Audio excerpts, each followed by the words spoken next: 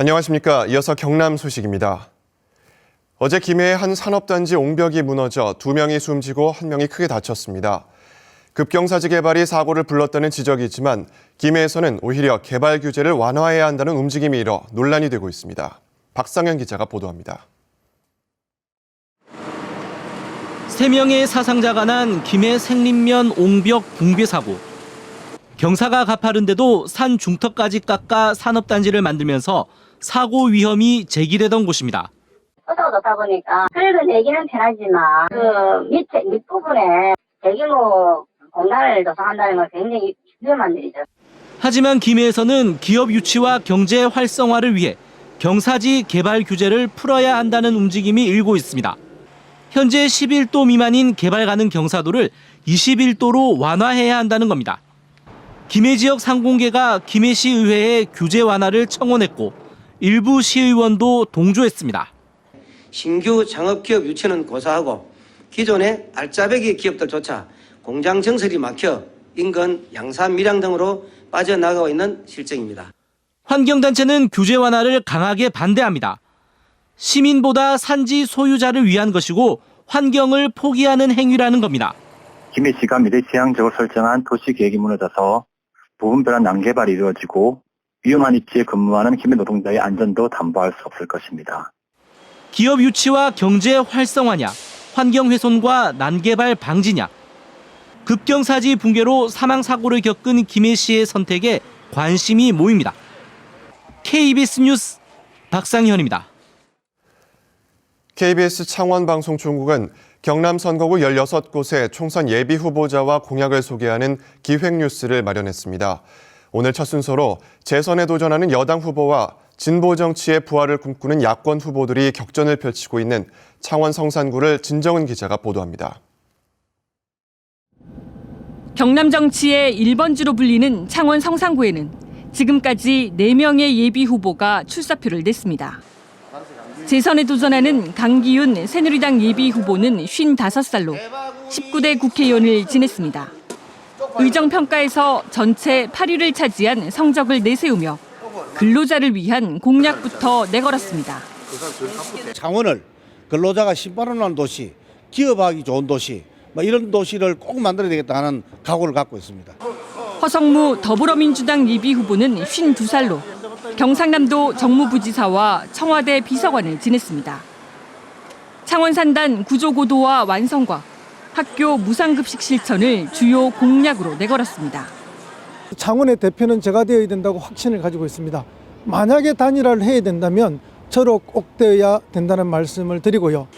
이재환 국민의당 예비 후보는 창원 성산구 후보 가운데 최연소인 35살로 지역 언론사 기자 출신입니다. 취업난을 겪고 있는 청년을 위한 자격증 취득과 학비 지원 등이 주요 공약입니다. 누구나 자기가 원하는 것에 도전할 수 있고 그리고 그 꿈을 향해 달릴 수 있는 분위기와 사회를 만들기 위해서 끝까지 최선을 다해서.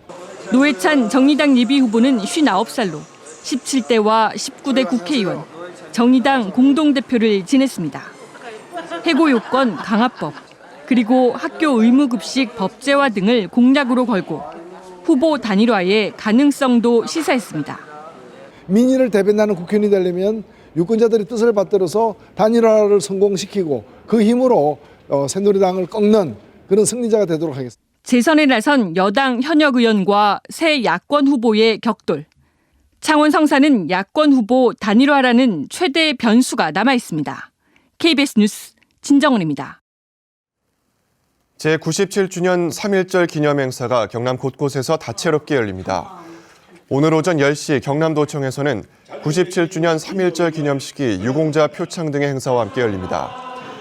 또 오전 10시 반 통영 문화마당에서는 3.1 동지회 주최로 통영 만세운동 기념행사가 열리고 창원시 진전면에서는 애국지사 지인 추모제가 열립니다. 창원 서부경찰서는 수십 차례에 걸쳐 귀갓길 여성들을 뒤따라가 음란 행위를 한 혐의로 33살 이모 씨를 구속했습니다. 이 씨는 지난 22일 저녁 8시 50분쯤 창원시 의창구 한 버스 정류장에서 노란색 점퍼에 모자와 마스크를 착용한 채 여성을 뒤따라가 음란 행위를 하는 등 50차례에 걸쳐 공연 음란 행위를 한 혐의를 받고 있습니다. 마산 중부경찰서는 심야 시간대에 상가에 침입해 상습적으로 금품을 훔친 혐의로 51살 박모 씨를 구속했습니다. 박 씨는 지난해 12월 21일 새벽 5시쯤 창원시 진동면의 한 가게에 들어가 현금 61만 원을 훔치는 등 상가 8곳에서 현금과 벽걸이 TV 등 금품 1,200만 원어치를 훔친 혐의를 받고 있습니다. 경남 혁신도시에서 사천공항을 오가는 직통 시외버스 노선이 어제부터 운행을 시작했습니다. 지난해 사천공항 활성화를 위해 논의됐던 다양한 계획 가운데 하나입니다. 최세진 기자가 보도합니다. 진주 혁신도시 정류장에 시외버스가 정차합니다. 혁신도시를 출발해 사천공항까지 15분, 진주터미널을 거치지 않고 공항까지 직행하는 버스입니다. 혁신도시의 시간은 사천공항 가는 시간 오전 때는 10시 10분이고 오후 때는 4시 있습니다. 그 2번 시간이 있는데 지난해 11월부터 진주와 창원 등 7개 시군에서 사천 삼천포로 운행하는 시외버스가 사천공항에 정차하고 있습니다. 이번에는 혁신도시에서 사천공항으로 가는 직통 노선이 2개 신설됐고 4개가 추가될 예정입니다. 혁신도시 공공기관 직원들과 주민들이 공항을 편리하게 이용할 수 있도록 하는 것이 목적입니다. 실제로 지난해 사천공항 탑승률은 전년보다 김포는 4.9%, 제주는 18.9% 증가했습니다. 혁신도시 공공기관 입주 후 서울 출장 수요가 많아진 것이 탑승객 증가 요인 가운데 하나로 파악됩니다. 이 때문에 혁신도시 기관 직원들이 이용하기 편한 시간대로 항공 노선을 변경하거나 추가하는 것도 과제로 지적되고 있습니다.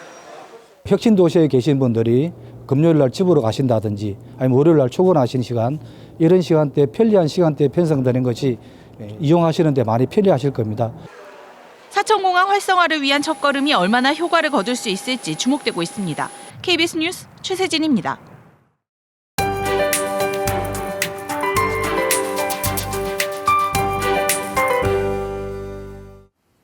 따뜻하게 입으셔야겠습니다.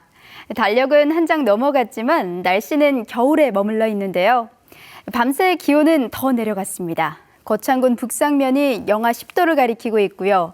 그 밖의 지역도 영하 5도 안팎에서 출발합니다. 옷차림 든든하게 하셔야겠는데요. 이번 추위는 내일 낮부터 점차 누그러지겠습니다. 15도를 웃돌면서 더욱 포근해질 것으로 예상됩니다. 단 일교차가 크게 벌어지니까요. 감기 걸리지 않도록 건강관리에 신경 쓰시기 바랍니다. 오늘은 상하이 부근에 위치한 고기압의 영향을 받겠습니다. 대체로 맑은 하늘이 드러나 있는데요. 대기질도 깨끗할 것으로 예상됩니다. 오늘 아침 기온이 큰 폭으로 내려갔습니다.